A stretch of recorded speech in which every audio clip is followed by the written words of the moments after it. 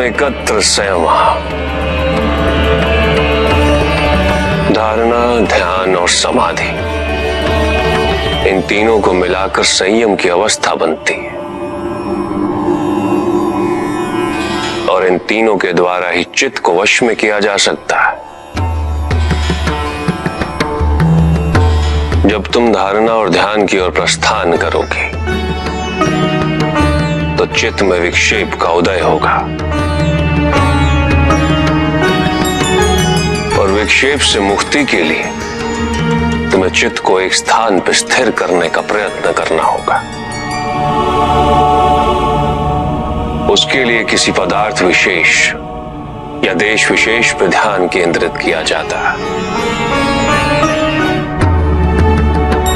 योग में देश के दो अर्थ हैं कन्या। देश आपके शरीर के भीतर भी अवस्थित होता है। भूमध्य अर्थात ललाट के मध्य,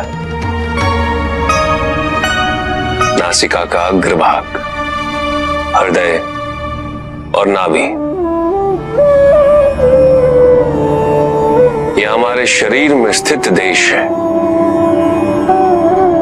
इसके अतिरिक्त गुरु, देवी देवता की मूर्ति, प्रज्वलित दीपशिखा, किसी योगी का शरीर, ओमकार जैसी ध्वनि के आलंबनों को भी योग में देश कहते हैं। चित्त को किसी पदार्थ या देश विशेष में केंद्रित करने की प्रक्रिया धारणा है। क्योंकि तुम जिस पे मन एकाग्र करो, मन उसके गुण और उसका आकार धारण कर लेता है। चित्त यदि अशांत हो, अशुद्ध हो, तो इस प्रक्रिया से उसमें शांति और शुद्धता का भाव स्थापित हो जाता है। यही एक सर्वोत्तम मार्ग है कन्या, चित्त शुद्धि का। पदार्थ विशेष या देश विशेष का चिंतन करते हुए चित्त तद्रुप हो जाए तो वो ध्यान है। पूर्ण ध्यान की अवस्था में तुम्हें केवल पदार्थ या देश विशेष का बोध रहेगा और कोई भी विचार, कोई भी चिंता तुम्हारे मन में स्थान नहीं पाएगी। चित्त की अवस्था धारणा से आरंभ होकर ध्यान की अवस्था से आगे बढ़ते हुए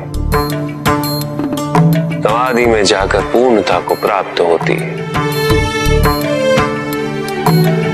जब साधक को मैं की अनुभूति न रहे और ये भी अनुभूति न रहे कि कुछ अनुभव किया जा रहा है, जब वो परम शून्य में विलीन हो जाए और इस विलीनता का उसे आभास भी ना हो, तो ये परम समाधि की अवस्था होती है।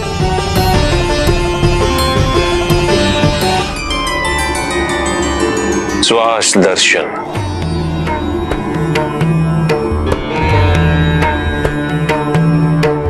उचित मुद्रा में बैठो कन्या और नेत्र बंद करो